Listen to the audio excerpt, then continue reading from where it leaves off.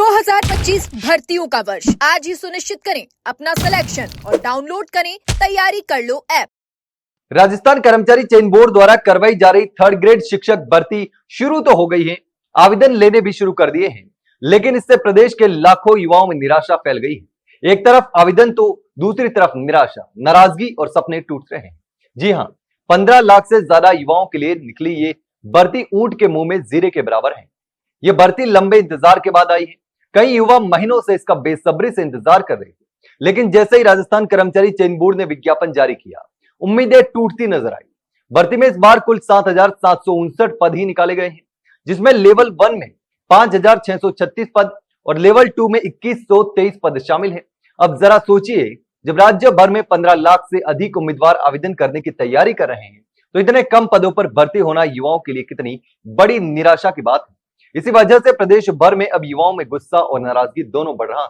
कई अभ्यर्थी अब लगातार मांग उठा रहे हैं पद बढ़ाने की। अब अगर बात करें लेवल 2 भर्ती की, तो इस बार ये केवल संस्कृत शिक्षा विभाग के लिए ही रखी गई है, यानी सामान्य शिक्षा के उम्मीदवारों के लिए लेवल 2 में कोई मौका नहीं है, कोई पद नहीं।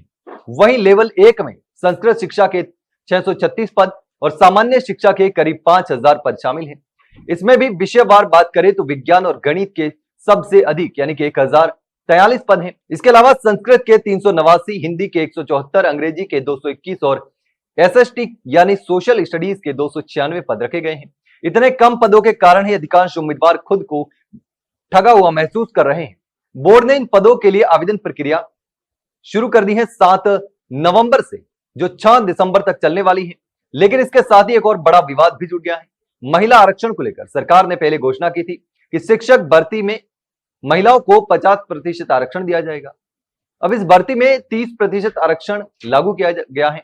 इससे महिला अभ्यर्थियों में नाराजगी है, लेकिन कहीं ना कहीं 50% आरक्षण को लेकर पहले युवाओं ने आंदोलन भी किए थे, धरने भी किए थे, प्रदर्शन भी किए थे। फिलहाल बोर्ड के अध्यक्ष आलोक राज ने इस पर सफाई देते हुए कहा कि बोर्ड केवल सरकार से मिली अभ्यर्थना के अनुसार भर्ती प्रक्रिया पूरी करता है, यानी अगर विभाग से 30% आरक्षण के हिसाब से पद भेजे गए हैं तो बोर्ड उसी के मुताबिक भर्ती कराएगा। हालांकि अब इससे छोटी भर्ती से युवाओं की उम्मीद कम होती नजर आ रही है। उनका कहना है कि राज्य में स्कूलों में शिक्षकों की भारी कमी है, ऐसे में सरकार को कम से कम 30 से 40 हजार पदों पर भर्ती करानी चाहिए। लेकिन अब 100% पद भी बढ़ेंगे तब भी 30,000 पद नहीं हो सकते। 15,000 पदों पर, वो भी अगर 100% पद बढ़ते हैं तब 15,000 तक जा सकती हैं। ऐसे में अब युवाओं की निराशा लगातार बढ़ रही है और मांग भी लगातार पद बढ़ाने की बढ़ रही है।